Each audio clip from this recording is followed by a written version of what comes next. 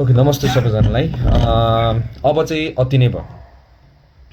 यो खुट्टा टान्ने प्रवृत्ति हाम्रो नेपाली समाजबाट कहिले हट्ने भएन है। अहिले फेरि नयाँ ट्रेन्ड आएको छ साइबर सेनाको टिओबीसँग हामीलाई बदनाम गर्नलाई है, फ्री टिबेटसँग खै के भनेर के देखिरहेछ। हामीले धेरै हामीलाई प्रश्नहरू पनि आइरहेछ होइन।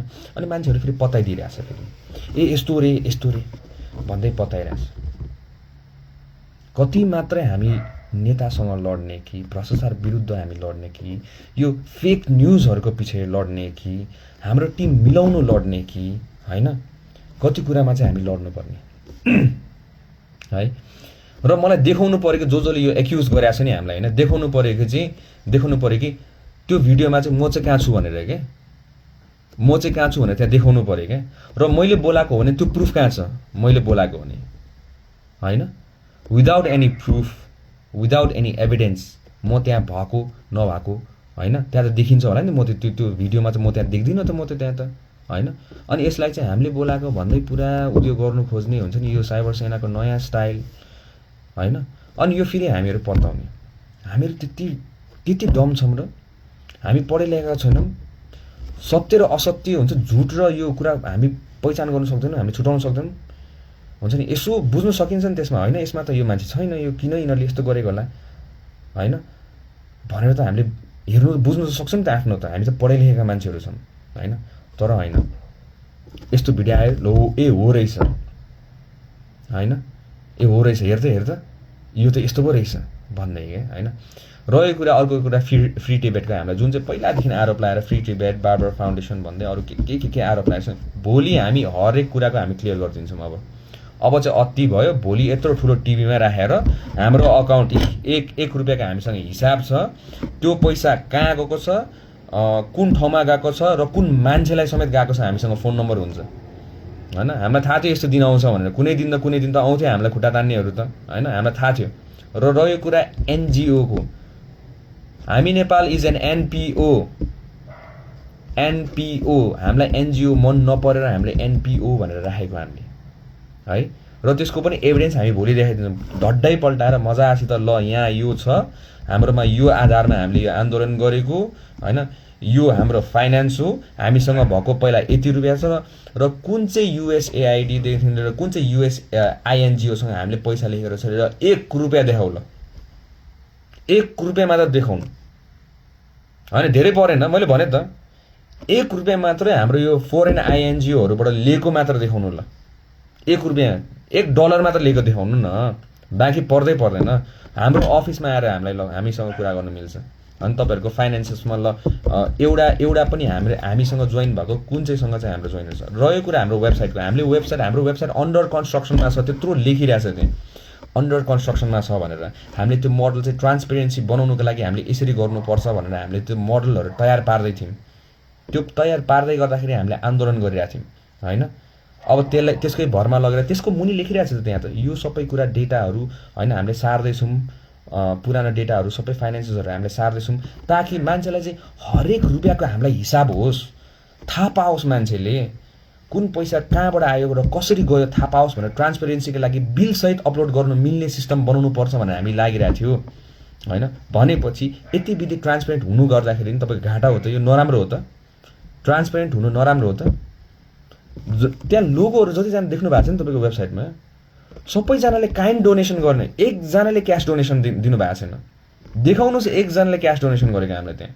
हामीले जहिले पनि विपदहरूमा हरेक कुरामा हामीले जहिले पनि के भन्छौँ, हामीलाई काइन्ड डोनेसन दिनुहोस्, सामान डोनेसन दिनुहोस्, यो डोनेसन दिनुहोस्, टेन्ट डोनेसन दिनुहोस्, र सक्नु भने बल्ल तपाईँहरू क्यास डोनेसन दिनुहोस् भनेर बल्ल हामीले क्युआर राखिदिने। नत्र भने हामी तपाईँको डोनेसन्सहरू हामीले उठाउँदैनौँ। यो सबै हामी काइन्ड डोनेसन हामी एन्करेज गर्छौँ। जहिले पनि सामान दिनुहोस्, किन हामीलाई चाहिने सामान हो मेन त भनेर पहिलादेखिको भिडियोहरू हेर्नु न, सकिन्छ त अलिकति स्क्रोल गर्ने त हो नि। पहिला यहाँ विपद परिआएर ल मलाई करोडको आवश्यकता छ, मलाई पैसा दिनु पऱ्यो भनेर कुनै भिडियोमा भनेको देखिएछ हामीले? एउटा मात्र भिडियो देखाउनु न। अब त्यो हुँदैन। अब चाहिँ के गर्छौँ भने हामीले यो साइबर सेनाको विरुद्धमा अबदेखि जसले फेक न्युज फैलाउँछ त्यसको प्रुफ र एभिडेन्स सहित हाम्रो आइटी टिमलाई दिएर हामीले त्यसको बारेमा चाहिँ हामी दोषी भयो भने हामीलाई कारबाही गर्नु पर्यो र हामी दोषी होइन भने त्यसलाई कारबाही गर्नु पर्यो भने अब चाहिँ हामी लाग्नेवाला छौँ। र यो घुसपेटहरूको कुरामा चाहिँ अब हामी भोलिदेखि उजुरिहाल्नेवाला छौँ। जतिजनाले हाम्रो आन्दोलनमा घुसपेट गरेर तपाईँको शान्ति भङ्ग गर्नु खोजेको छ यसको बारेमा चाहिँ हामी अब उजुरिहालिदिन्छौँ। जसले यो तपाईँको नेताहरू कतिजना देखाएको छौँ हामीले त्यहाँ उफ्रिरहेको होइन, हामीसँग त एभिडेन्सहरू छ नि त होइन। अब एकजनाको विरुद्धमा चाहिँ हामी फोटोसहित एभिडेन्ससहित अब चाहिँ हामी प्रहरी परिसरमा भोलिदेखि नै अब चाहिँ हामी सबैजनाको विरुद्धमा चाहिँ यस्तो यस्तो घुसपेटहरू मान्छेहरूको विरुद्धमा चाहिँ हामी भोलिदेखि उजुरिहालिदिन्छौँ। र यो साइबर सेना जसले फेक न्युज फैलाउँछ नि यिनीहरूको विरुद्धमा उजुरिहाल्नु धेरैजना पर्छन् अब चाहिँ होइन। अब चाहिँ हरेकजनासँग लड्ने क्या यस्तो मान्छेहरूसँग चाहिँ अब है। ल यति भन्दै म हजुरहरूलाई यसको यसको जति पनि कन्स्पिरेसी थ्योरीहरू हामीले बिलिभ गरिरहेका छौँ त्यो चाहिँ हामी एउटा असल नागरिक भएर सत्य र असत्य छुटाउन सक्ने मान्छे हो भनेर हामीले आफूलाई सोचेर चाहिँ सत्य के हो र झुट के हो भनेर छुटाउन सक्नुपर्छ। टिकटकमा ट्रेन्ड आयो भन्दैमा यो आयो भन्दैमा त्यसलाई पत्याउनु पर्ने हामीलाई जरुरत छैन होइन। तपाईँको पहिला त खै त मलाई त इन्डियन भनिरहेको थियो त्यसो भए त खै नागरिक त देखाइदिएँ त मैले त भारतीय भनेर मलाई भनिरहेको थियो त्यसो भए त होइन। मैले त देखाइदिएँ तपाईँको त यो कुराहरू त। त्यही भएर विदाउट प्रुफ र एभिडेन्स नबोलिदिनु होला। र हामीले कुन चाहिँ ठाउँमा चाहिँ हामीले भनेको छौँ कि देशलाई घाटा होस् भनेर हामी करप्सनको विरुद्ध लड्नु पर्यो हुन्छ नि, हामीलाई न्याय चाहियो, हामीलाई गोली हान्ने मान्छेलाई समात्नु पर्यो भनेर हामीले भनिरहेको छौँ। यतापट्टि मान्छेले भन्छ दलाल भनेर भन्छ। ए भनेपछि हत्यारालाई कारबाही गर्नु परेन? ए भनेपछि करप्सन हुनुपर्ने हो? ए भनेपछि देश बर्बाद हुनुपर्ने हो? कुन ठाउँमा हामीले पर्सनल एजेन्डा राखेर हामीले सुदन गुरुङले यो चाहिन्छ अर कुनै जेएनजी टिमहरूले यो चाहिन्छ भनेर कुन चाहिँ ठाउँमा छ त एजेन्डामा? कुन चाहिँ माग चाहिँ छ र हाम्रो त्यसमा चाहिँ? सबैजनाले देशमा यो हुनु पर्यो, सुशासन हुनु पर्यो, करप्सन गरेको हाम्रो करप्टेड मान्छेलाई समात्नु पर्यो भनेर हामी ए त्यसो भए चाहिँ नसमात्नु पर्ने हामीले चाहिँ? हामी चाहिँ विदेशी त्यसो भए देखाउनु पर्यो क्या हामीलाई कुन चाहिँ आइएनजिओबाट $1 लिएको छ। हामीले $1 मात्र लिएको छ क्या। कुन चाहिँ आइएनजिओ युएसएआइडी खै केहरू छ नि यिनीहरू कुन चाहिँ डलर एजेन्सीबाट $1 लिएको छ देखाउनु पर्यो हामीलाई अनि मात्र बोल्नु पर्यो। नत्र चुपचाप बसेर चुप लाएर आनन्दसित बसेर हेर्ने साइबर सेना भएर नबस्ने है। किन देश तपाईँको पनि हो, देश डुब्यो भने तपाईँ पनि डुब्नेवाला छ। अब चाहिँ यो अन्तिम लडाइँ हो र यो लडाइँमा हजुरहरू सबैजना साथ दिनु जरुरत छ। Thank you so much.